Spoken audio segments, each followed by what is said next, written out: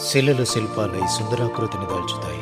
రాళ్ళు రపులు రమణీయంగా సాక్షాత్కరిస్తాయి నైపుణ్యంతో కూడిన అమరికతో.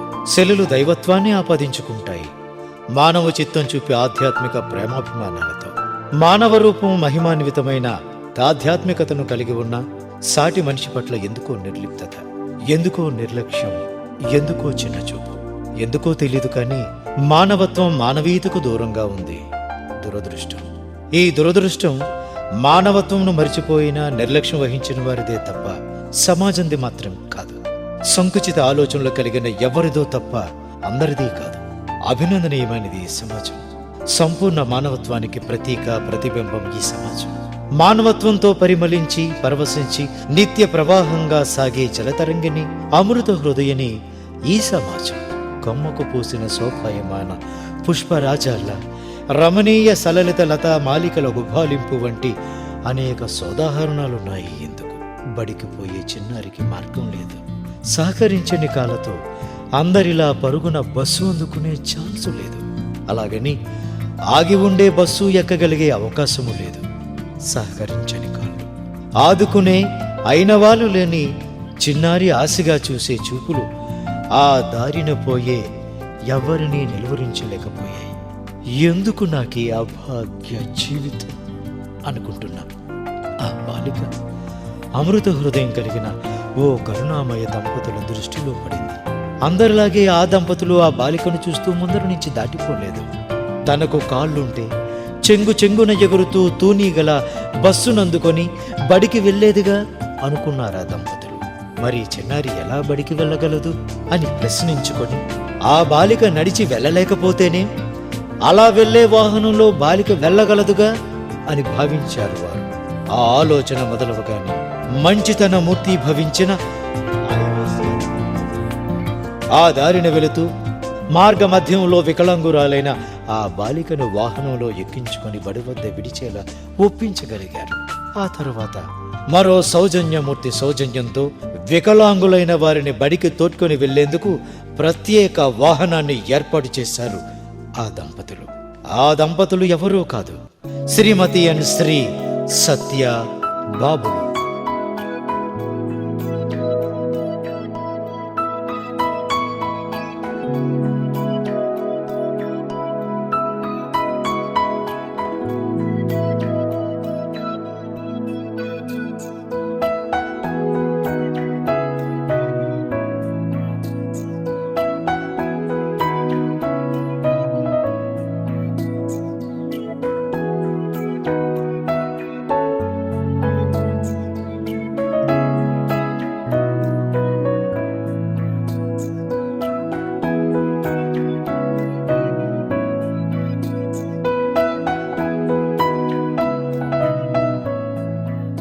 మొదలైన ఆ ప్రయత్నం ఆ దంపతుల మనసులు వికలాంగులైన అనాథలకు సంపూర్ణ సహకారం అందిస్తూ అండగా నిలవాలి అని అనుకున్నారు.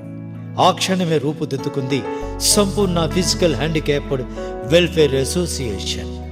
వికలాంగుల పట్ల జాలితో ఏర్పడిన సంస్థ కాదిది. వికలాంగులను ఒక చోట చేర్చి సమాజం చూపే జాలి సానుభూతులతో నడిచే సంస్థ అసలే కాదిది. వికలాంగుల ఆత్మాభిమానానికి అండగా నిలిచి వారిలోని న్యూనతను తుడిచివేసి వారిలోని ఆత్మస్థైర్యం వృద్ధి చేసి వారికి అవసరమైన ఆత్మబలం వారే సమృద్ధిగా సంపాదించుకునే స్ఫూర్తిని స్థైర్యాన్ని పంచి నింపి వారే ఎవరికి వారు పెంచుకునేందుకు దోహదపడే ఆవాసం సంపూర్ణం.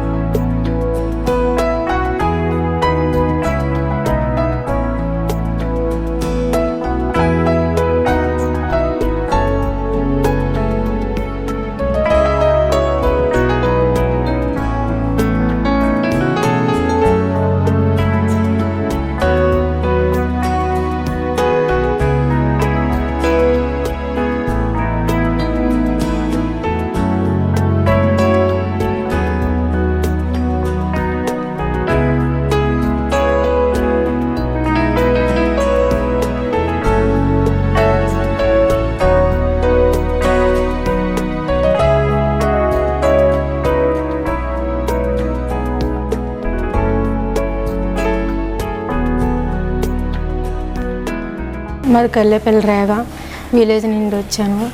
ఇక్కడ హాస్టల్ ఉందని తెలిసింది. హ్యాండిక్యాప్డ్ అందరూ ఉంటామని జాయిన్ అయ్యాను. ఇక్కడ ట్రైనింగ్ ఇచ్చారు. పేపర్ బ్యాగులు, క్యాండిల్స్, బొమ్మలు, ఈట్స్ అవన్నీ తయారు చేసి మేమే సేల్ చేసుకుంటాం. అప్పుడు మేమే మార్కెట్ కాడికి వెళ్తూ ఉంటాం. ఏం కావాలని తెచ్చుకుంటాం. మళ్ళీ కలెక్టర్ ఆఫీస్ కాస్త సేల్ చేయడానికి వెళ్తూ ఉంటాం. ట్రైనింగ్ అవి ఇక్కడ మేము సంపాదించుకొని మేమే డబ్బులు తీసుకొని మళ్ళీ ఒక్కదాన్ని, అంటే అప్పుడు మా నాన్నగారు దేబెట్టేవారు. ఇప్పుడు నేను ఒక్కదాన్ని వెళ్ళి వస్తున్నాను.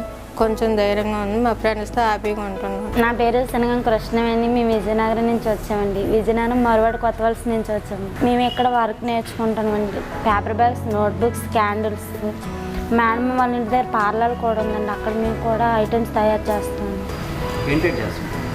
అక్కడ బర్గర్స్, పానీపూరి, చాటు తయారు చేస్తాం. హ్యాపీగానే ఉందండి. అన్నీ నేర్చుకుంటాం. మాకు అప్పుడైతే ఏం తెలియక కొన్ని తెలిసే కాదండి. ఇక్కడికి వచ్చాక అన్నీ నేర్చుకున్నాం. నిర్వాహకులుగా వీరు గాని, ఇక్కడి ఆశ్రయంలోని వారు గాని సహాయం చెయ్యండి అని సమాజాన్ని అర్థించారు. తమ స్వశక్తితో తయారు చేసే ప్రమిదలు, వడియాలు, పచ్చళ్ళు, పప్పుండలు, కొవ్వొత్తులు, అప్పడాలు, డిజైన్డ్ డ్రెస్సులు, ఇంకా పేపర్ కప్పులు, ఇంకా అనేకం మేము స్వయంగా తయారు చేస్తున్నాం. మీరు తీసుకోండి, తగినంత ఇవ్వండి చాలు అంటారు. జీవితాన ఏదో కోల్పోయినట్లుండే సమాజంలో ఏదో ఒక లోపంతో ఉన్న తాము సంపూర్ణ ఆనందంతో సమాజాన్ని ఛాలెంజ్ చేస్తున్నట్లుగా కాదు కానీ ఛాలెంజింగ్ జీవితాన్ని సాధించుకుంటున్నాము అంటారు వీళ్ళు.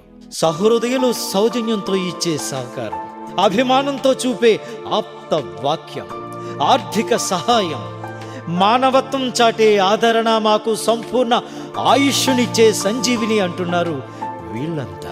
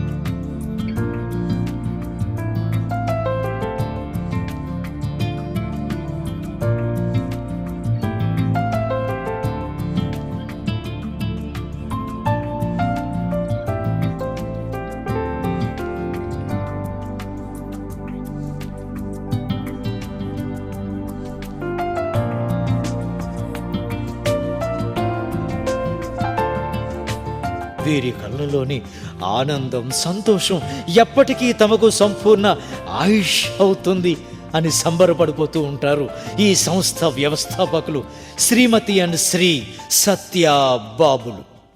It was a few years ago that when I was looking for employment, and I faced a number of interviews, and that was the time when I really felt that people or the public are not really ready to accept a handicapped person into the society.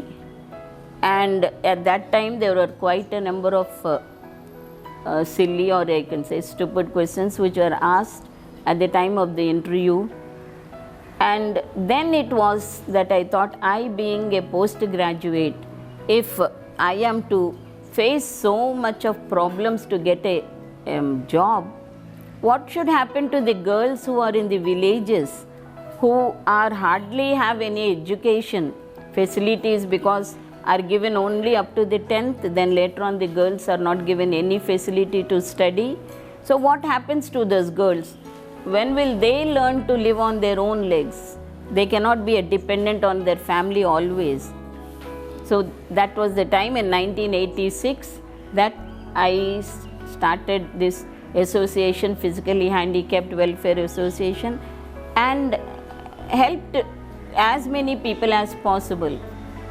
And then in the year of 2001, I started a training center where I have trained about 500 to 600 disabled girls and boys, and some of them were placed here and there. Then in the year 2005, I thought it is that I should start my own units, because getting a loan for these girls to start their own units was very, very difficult. So then in 2005, I picked up about 30 girls and trained some of them in the food department, and then some of them in the paper bags, and then some of them in the tailoring, so that they could learn to live on their own legs. They can make their own products and sell them into the market. Actually, we are not getting that much of encouragement which I expected from the society, but slowly we are able to create awareness.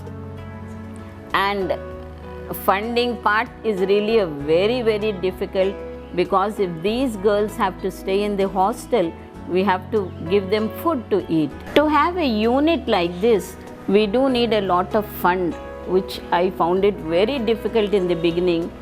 But very luckily for me that some ladies have come forward and they are ready to help us. Like one lady gives us rice, another one gives us doll, and other one sugar.